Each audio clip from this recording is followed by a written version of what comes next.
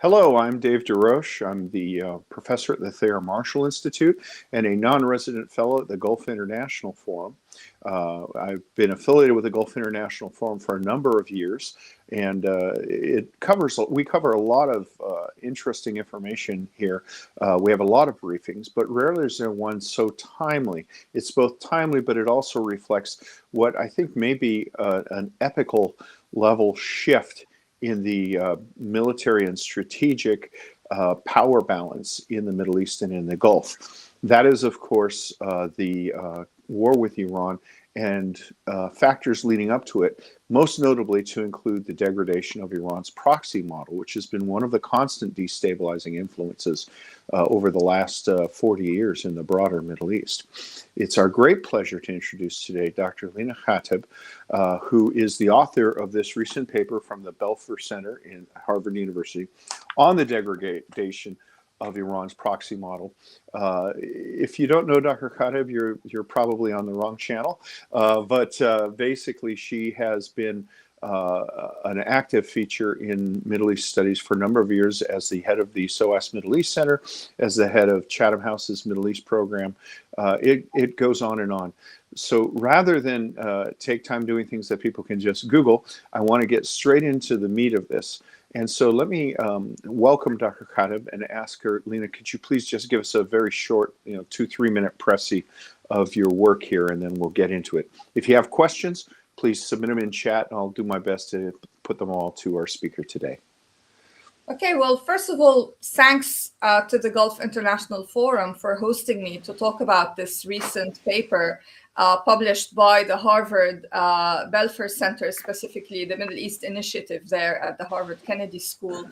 The title of the paper is The Degradation of Iran's Proxy Model. And the reason why I thought I would write it is because there has been quite a bit of speculation about survival of the Iranian regime and business continuing as usual, despite the war that is now going on Iran.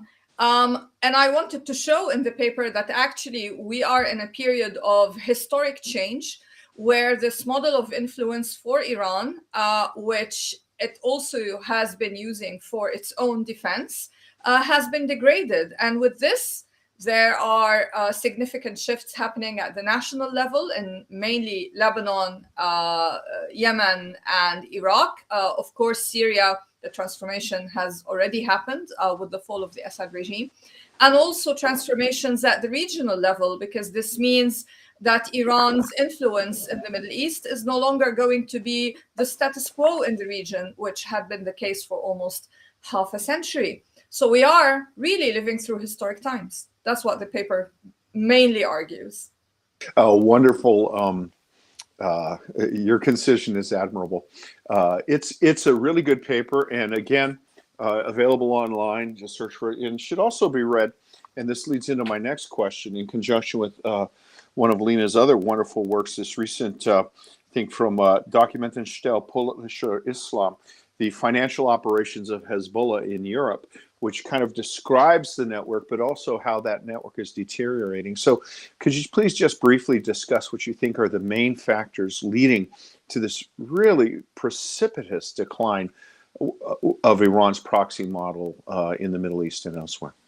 Yeah, I mean, the degradation did not start with this war. It actually began with Hamas's attack on Israel on October 7, 2023, because that attack changed the calculations of Israel and the United States regarding Iran's regional influence. That had been something that various US administrations had not really been dealing with, including the very first administration of President Donald Trump.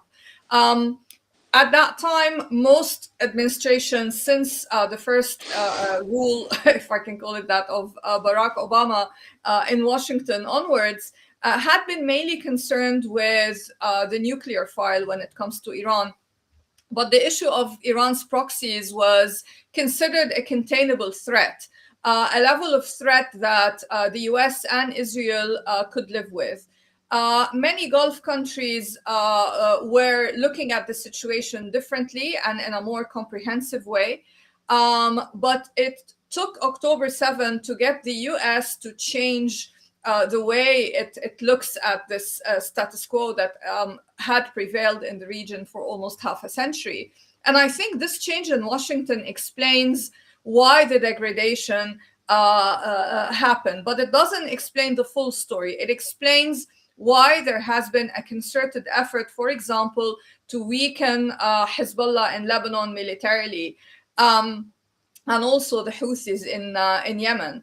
But the story has to do with the model followed by Iran itself in growing these proxies. The idea behind the proxies was to increase influence for Iran in the Arab world. But what happened over time is as these networks grew and as these proxies became increasingly intertwined, they became more exposed. And for example, when you look at the relationship between Hezbollah and Syria, when Hezbollah started intervening in the Syrian conflict on the side of the regime of Bashar al-Assad, this meant that Hezbollah became more vulnerable to infiltration and to surveillance by Israel. Also, the increased communication between Hezbollah and some of the Iran-backed proxies in Iraq also meant that there was increasing vulnerability. So in some ways, Iran contributed itself to the weakening of the model that was meant to be the jewel in the crown for Iran's influence in the Middle East. So it's both external factors to do with the US and factors to do with the dynamic of proxies over time themselves. Yeah, I'm sorry, let me take a step backward. I want to remind the viewers that if you have questions, put them in chat, and I will do my level best to faithfully represent the thrust of your questions. But let's talk about Iran's initial aims in doing the strategy. In the paper, you point out that Iran, from the Islamic Republic, from its infancy, has exporting the revolution as one of its objectives, not just consolidating at home, but exporting it. And indeed, that's enshrined in Article 12 of the Islamic Republic Constitution, as I know from fighting on social media with many of the regime's shills and bots. There's also an argument that the proxies are a military outcome, most notably by my teaching partner, Gaudat Bagat, who points out that there's an incentive that is Iranian strategy since the Saddam Hussein era war has been to try to push risks to the Islamic Republic away through proxies, most notably fighting at a distance so that they remain safe. But what do you attribute the establishment of proxies to? Is it a little bit of both? Could it be one or the other, or is it just an adept adaptation to failed or failing states that have significant Shia minorities that are ripe for the picking? I mean, it's a mixture of factors in terms of the conditions that allowed these proxies to grow. So, for example, the story in Lebanon is quite well known, which is that the Shia community in the country had been marginalized, and Iran used that as one of the factors to rally the Shia community around it, especially after Israel occupied Lebanon in 1982, and the combination of grievances and Israeli occupation led many in the Shia community to follow this group that emerged in Lebanon from within that community known as Hezbollah, because it presented itself as a resistance actor, but at the same time it presented a path for social mobility for this impoverished community. And Iran invested significantly in that group to make it not just a military group, but also a group offering social services and financial incentives to its followers and supporters and members. So you have the social and economic and also obviously political situation domestically in the different countries where these proxies emerged, being used by Iran to cultivate loyalty for itself in those countries. But we have to here see that Iran was looking for openings, but the key driver for Iran is influence and defense. So why it wanted to have these communities rally around it, it's because it wanted to be a regional leader in the Arab world. And rallying people around it is a way of doing that, because this means that Iran could spread both soft power through charities and educational initiatives and social initiatives, etc., through these proxies, but at the same time can be influential in hard politics. And we've seen these groups that have been supported by Iran rise to become significant political actors in those countries, in Yemen, in Lebanon, and in Iraq. And through this, Iran could have political power and influence in those countries at the level of the state. But at the same time, Iran did not want to fight itself. It wanted these proxies to be an external defense buffer for Iran, especially vis-a-vis Israel, but also the United States. And this did play out over the years, as it has been playing out, for example, in 2024, the confrontation between Hezbollah and Israel. This is an example of how Iran could use those proxies to be on the front line, basically, so that Iran itself wouldn't have to be involved in direct wars with Israel or the US. But of course, today we are seeing both those things shift. But this is basically how they first began and why they began. And you mentioned how, particularly Lebanon's Hezbollah took root, among a traditionally marginalized community. As you know, my undergraduate supervisor was Augustus R. Norton, who was really an anthropologist at heart, and he wrote probably some of the first books on Amal and then on Lebanese Hezbollah. And he emphasized the fact that it was able to survive and it was resilient in large part because it had a social function, social welfare function that the failing Lebanese state was unable to fill. It raises the question that if Iran is unable to support these organizations, is it a case where they're hothouse flowers with the air, with the heater turned off, where they will just die and not reconstitute, or is it introducing kudzu or bamboo to a place where it was alien, but it's set up now and it's impossible to root out? What's your assessment? And to carry it a little further, this is a somewhat Hezbollah-concentric operation, but if you could take a look at the other, the Houthis and the Iraqi militias as well. Yeah, I think we have to distinguish between these three different cases because they are not the same.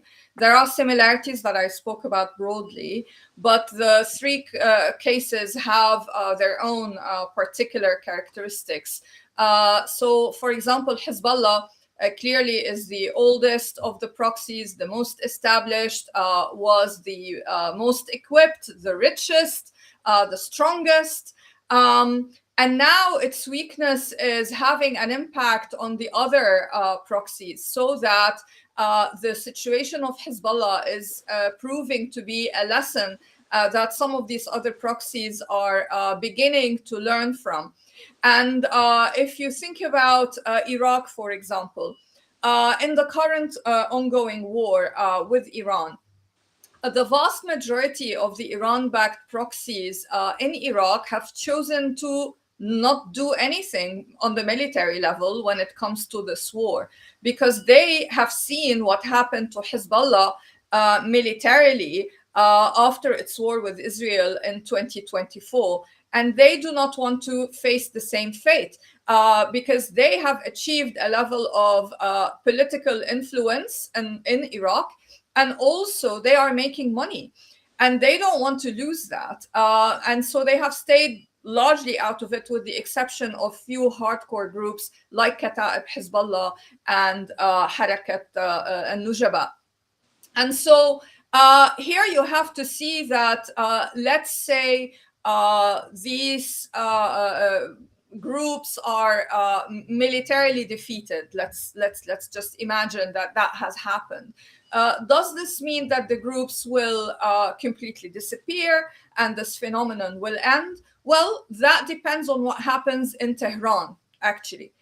Because for as long as the Islamic regime remains in power in Iran, this regime has as one of its pillars exporting the revolution. And this regime will continue to find grievances to rally people around, people to try to offer financial incentives to, people that will see in the presence of the Iranian regime a way for them to maintain their own political power, which is one of the key reasons why in Iraq, Khatib Hezbollah, for example, is participating, although still in a limited degree, in the current war, because they have launched, some military attacks on Israel, and reportedly perhaps on the Gulf as well.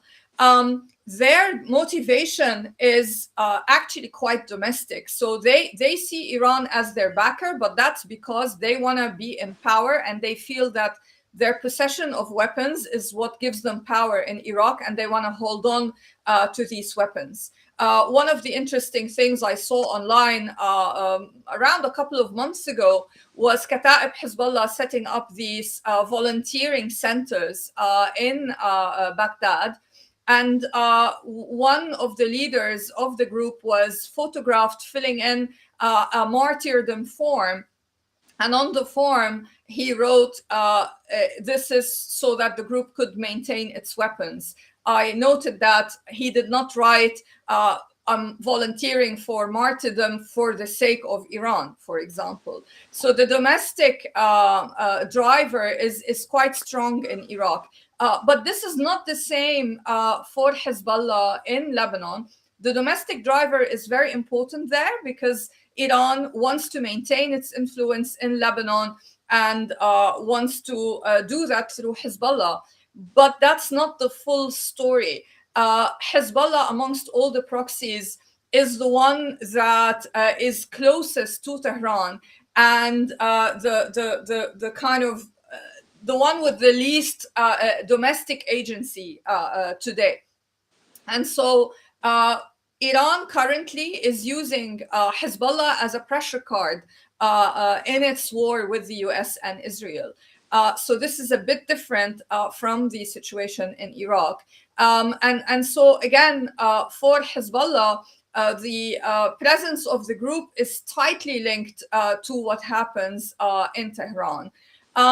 As for the Houthis, I would say, are the furthest in terms of their relationship with Iran. It's a relationship that began just over, I would say, a decade ago in terms of becoming a close relationship. It is not really one in which the Houthis obey everything that Iran tells them to do. They have a lot more domestic agency, and their engagement with Iran has a lot to do with their desire to rule Yemen, basically. And so you can see that if, let's say, these groups are defeated militarily, the story doesn't end there, because when there is a domestic incentive to gain political power, they might find other ways in order to achieve that. And that's why, although for me the situation of Iran in the region is so important, and the transformation that I'm talking about when it comes to the degradation of the proxies is a key change in the regional landscape in terms of the balance of power, this does not mean that if this situation shifts, these groups will just all of a sudden evaporate. Yeah. I think one important point is when you look at the Iraqi militias, there's money to be made in Iraq. The other countries, the militias there take money out of something, whereas in Iraq, at least, they're able to do do that. Let me turn this a little bit on its head. There have been reports from Iran that you know, pictures of convoys of Iraqi militias moving into Iran to provide humanitarian assistance, supposedly involved in some sort of internal security, population control within Iran. When there were anti-government protests in Iraq, there were persistent reports of people speaking Arabic with Lebanese accents. What do you think about interstate movements of these various militias and these various proxy groups, and to include movement possibly into Iran to serve as the regime's ultimate protection force? I mean, it's not lost on me that the last people left fighting for Berlin in 1945 were Danish, Norwegian, and French SS members. You know, are we seeing something like that now, or is this just like exceptional, small, possibly even false reporting? It's not false reporting, but it's not a significant phenomenon. Hezbollah, for example, is already struggling in Lebanon vis-a-vis Israel. Of course, it presents a different narrative. It wants to project a narrative of strength and resilience, but the reality is its military capability has been significantly degraded, and it has lost a lot. We're talking hundreds of its commanders and officers. And so for Hezbollah to be moving in any significant quantity in terms of its fighters to help Iran on the ground does not make sense, especially that its confrontation with Israel is ongoing. And as for the Iraqi militias, yeah, there were some rumors about Iraqi fighters crossing over into Iran, but I have not been able to verify that anything like that happened at a high level. Of course, there will be individuals going back and forth, which has always been the case. The Houthis actually for a while were showing up in Iraq mainly to coordinate with the Iraqi militias.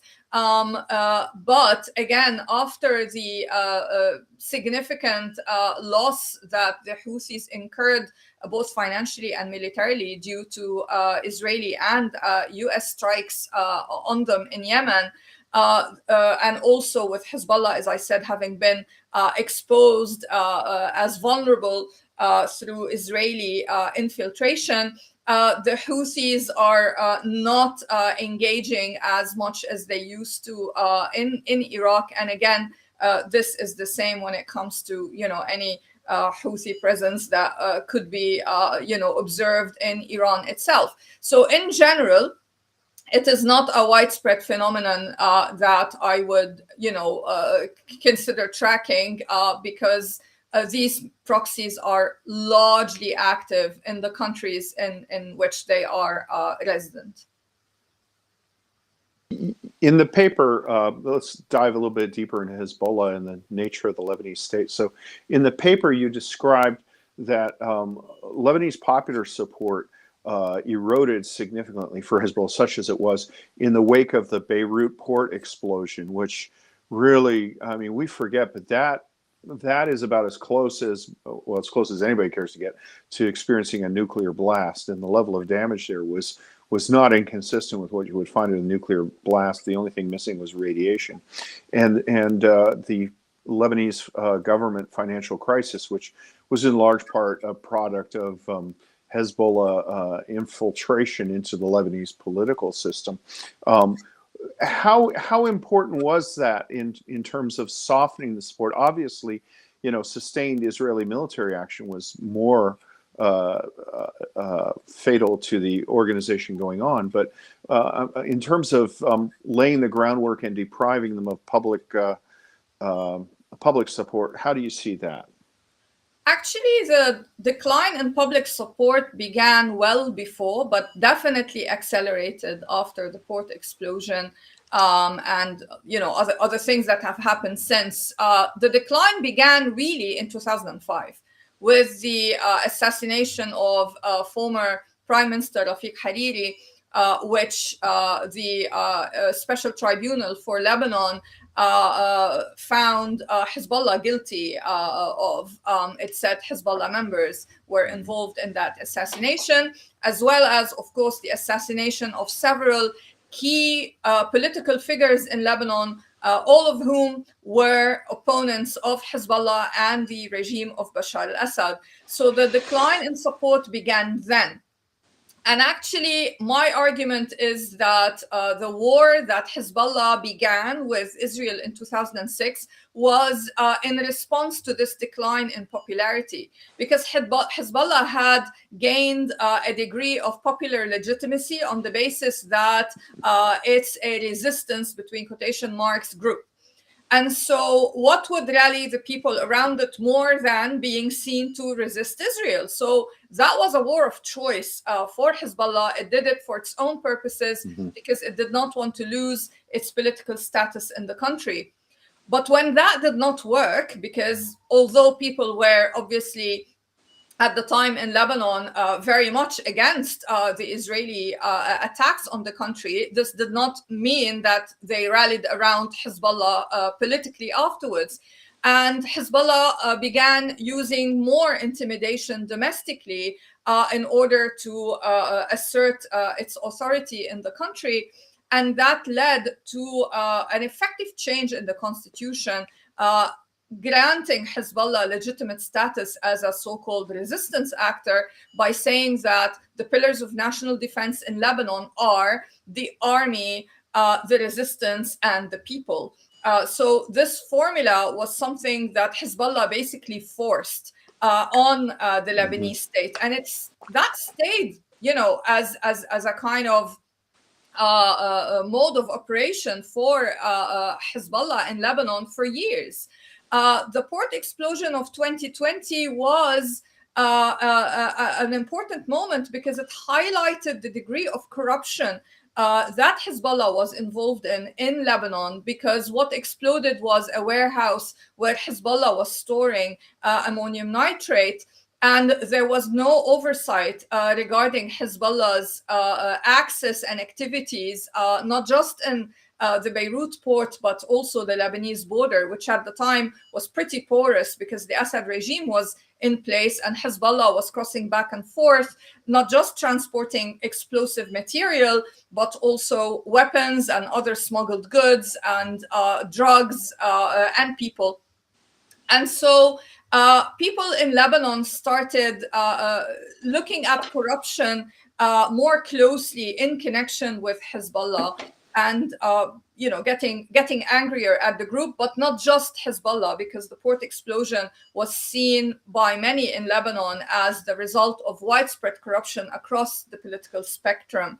But October 8, 2023, when Hezbollah chose to enter war with Israel again, supposedly to aid Hamas, was another milestone in the degradation of popular support for Hezbollah in Lebanon, because a lot of people in Lebanon were saying at the time that Lebanon is already suffering financially quite significantly because of the financial crisis.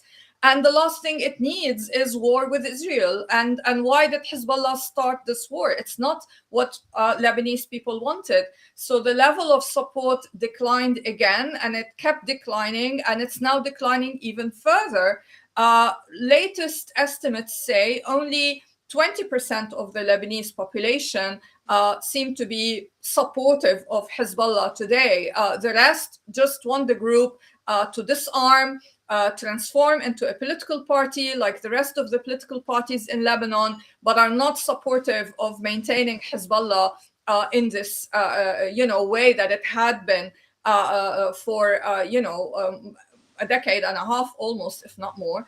And as for the defense formula, the government that was formed in Lebanon in 2025 very swiftly changed that, saying only the state should have monopoly over weapons, and also national defense is the job of the army. So no legitimacy for any auxiliary armed groups whatsoever. And more recently, of course, the Lebanese government explicitly banned Hezbollah's military and security activities. So you can see finally, the popular sentiment in Lebanon and the official state policies becoming more aligned for the first time in a very long time. Because before this government came to power in Lebanon, all the previous governments in the country and presidents had to have the green light from Tehran, and during the days of Bashar al-Assad from Damascus as well.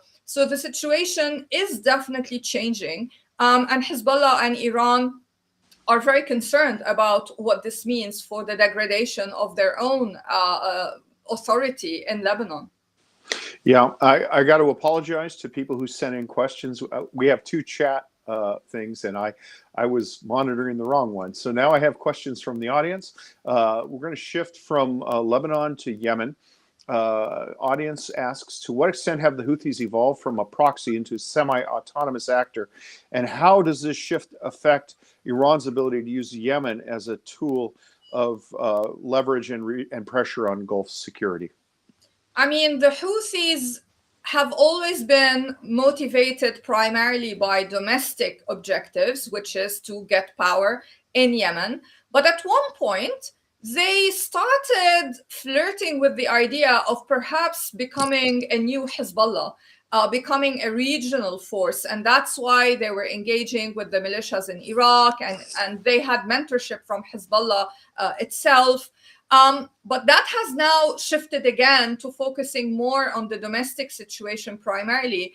And I think this is why they have not participated in the current war with Iran in the way that perhaps many expected them to. So with the Houthis, they do have more domestic agency than any of Iran's other armed groups in the region. And I expect that this domestic consideration will continue to be a priority for the Houthis moving forward. I appreciate the concision. We're down to about 9 minutes. Lebanon, of course, is like the mafia and the Godfather. It keeps sucking me back in. So a question from the audience: what would the impact be of a confrontation between the Lebanese army and Hezbollah on Lebanese society and the LAF? And of course, that's one of the key expectations of the United States and Israel. Yeah, it's a very unrealistic expectation because this might spark civil war in Lebanon, which no one in Lebanon wants. And also, the Lebanese army might split as a result of such an action, because a lot of people in the army are Shia, and regardless of whether they may be sympathetic to Hezbollah or not, they will not want to be seen as confronting members of their own community. So I don't think this scenario is going to happen. Plus, the army's military capacity is still not enough to be able to win such a confrontation. So it would be catastrophic for Lebanon and only increase social strife. And one key thing about Hezbollah and Lebanon is that even if Hezbollah, as I said, is militarily defeated, it doesn't mean that it's going to just vanish. You still have 20% of the Lebanese population rallying behind it. And these people fear the loss of a political voice, and they are still part of Lebanese society. So when it comes to Lebanon, I don't think it's helpful at all for anyone to look at the country from the myopic short-term lens of just defeating Hezbollah militarily and disarming it by force. We need to think more long-term about implications for social cohesion in the country and how the country will be able to function as a state when you have a community, that had been relying on one sole actor as its political voice for decades, and this actor, suddenly, transforming. So Lebanon is about more than just disarming Hezbollah. Sure. Back to Iraq, again from the audience. How does the growing institutionalization of Iran-aligned militias within state structures complicate Iraq's efforts to restore sovereignty? And what realistic options exist for Baghdad to rebalance this somewhat dysfunctional dynamic? Yeah, it's a balancing act for Iraq because the level, at the level of the state, Iraq wants to maintain a good relationship with the United States, but it also has Iran next door. So no matter what happens, it needs to manage that relationship as well. The institutionalization of these factions has meant influence for Iran from within the state itself in Iraq. And this is manifesting in, for example, the current debate over the formation of a government in Iraq, because Iran wants to maintain its influence through having someone become prime minister who is from parties that are loyal to Iran. So it has actually become a liability for the Iraqi state, this institutionalization of the Iran-backed factions. And it has, given the Iraqi state quite a few headaches. I think once the situation in Iran shifts, this will translate into a shift in Iraq as well, in terms of how Iraq will balance the US versus Iran relationship. One part, you'll have to forgive me as moderator, I made a mistake. One important part of your paper, to go back to the paper, which really is remarkable, which I encourage everybody to read, is you refer to the Syrian backbone and how the overthrow of the Bashar al-Assad regime really was a profound catalyst in the decline of Iran's power in the region. Somebody in the audience asks about Syria, says, what is Iran's current reach? We haven't discussed it. What is Iran's current reach towards Syria? The Quds force withdrew along with al-Assad's fall. Is there a risk that Iran will try to restore its proxy network in Syria through the Shia minorities or the Alawi? No, because the Alawis actually don't really like Iran. It was more of a pragmatic relationship between the Assad regime and Iran that was playing out. And the Shia community is not big in Syria, so it wouldn't be a significant enough community to rally for Iran. But what Iran is trying to do is be a spoiler. So it is trying to work with some members of the Alawi community and some members of the Shia community, but also other communities. One thing I do always try to remind people of is that Iran currently hosts the leader of Al-Qaeda. He resides in Iran. So Iran does not just rally people on the basis of their sectarian background.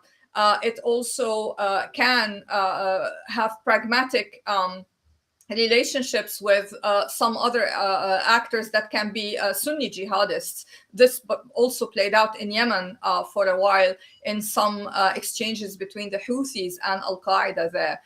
So when it comes to Syria, what is currently happening is that Iran is trying to be a spoiler, because Iran lost significantly when the Assad regime fell. Syria was a thoroughfare for Hezbollah, and in losing that, Hezbollah is basically suffocating in Lebanon.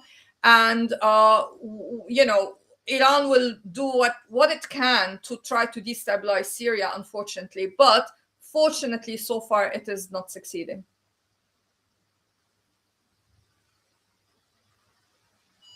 Dave, you're muted. Yeah. Okay, sorry. This is from the audience, carrying on that point, said, we heard Naim Qassem, the Hezbollah Secretary General, call for non-intervention in Syrian affairs, thus distancing himself from Iran's previous policies of fighting in Syria. And, it's worth noting that, like Mustafa Badruddin, the military order of Hezbollah, was assassinated in Syria, I believe, for refusing to send more Hezbollah into the battle in Aleppo, where they were getting slaughtered. What does this mean for the Hezbollah role in the region? Is Hezbollah completely internally occupied, or are they focused solely on survival, reconstituting the Lebanese state, or do they actually see that there's still a role for them to play as a broader regional power? I mean, as I said, Iran itself wants to destabilize and be a spoiler in Syria, but it doesn't have the capacity. Neither Iran itself nor Hezbollah has the capacity to be involved in Syria like before. Also, they can see that the government of Syria currently has a lot of support from the US, from Saudi Arabia, from the international community in general. So beyond being a spoiler, no, I don't think there is a plan to reconstitute, what they lost. Also, Hezbollah is now really focused on survival domestically in Lebanon. Okay. As we pointed out, you've got two papers that are currently making their mark. The one that is the title of this, which is dealing with the degradation of Iran's proxy model, and then a more specialized and somewhat longer paper on the financial operations of Hezbollah in Europe, which is also taking place along with some of the developments like we've seen the European Union prescribing the Revolutionary Guard as a terrorist organization, something that has been a U.S. government objective for about 6 years. What research out there? What areas do you see? What would your recommendations be for some of our viewers who might want to know more about this subject? What should they look for? What should they follow? What should they read? I mean, the reason why I wrote the paper on the degradation of Iran's proxy model is because I thought there has to be a source with actual evidence that shows the military, economic, and political degradation of those groups. Because there had been a lot of speculation out there, but I felt that people need evidence. They need to see exactly what is going on those three fronts: the military, economic, and political fronts. And when it comes to the paper that you mentioned on the financial operations of Hezbollah in Europe, that came about because I couldn't see, frankly, any other large-scale study on this topic anywhere. And Europe is a key money laundering hub for Hezbollah, where the money that the group makes from the drug trade in Latin America, the blood diamond trade in West Africa, is laundered. So Europe is a key hub, and they operate in big economies like the UK, France, Germany, Belgium, Italy. And so for me, the understanding what is happening to the proxies is not just about the military degradation. It has to be about looking at the big picture, as I mentioned. So I would say track, follow the money is an important one. But at the same time, I would say don't fall for the Iranian narrative that continuation means survival and strength. It is not. The groups are not just going to vanish, but just because they're not going to vanish doesn't mean that it's business as usual for Iran's influence in the Middle East. Okay. Well, this has been a wonderful, if brief thing. I mean, we've managed to cover 5 countries, all in various states of conflict. But end on a little bit of an up note. I think that a persistent destabilizing force has been dealt a blow that it will find it very difficult to recover from, if in fact it ever does. I think that we have an obstacle between us and a more prosperous, economically focused Middle East has been removed. I want to thank Dr. Khatib for taking her time and for her career of research that we've all benefited from. Gulf International Forum's website, gulfif, gulfif.org. There's research and talks being posted on a daily basis. And I want to thank the organizers for having me and Dr. Khatib for allowing me to draw out some of the points in what is really a very impressive but yet very readable piece of scholarship. Thank you and have a nice day.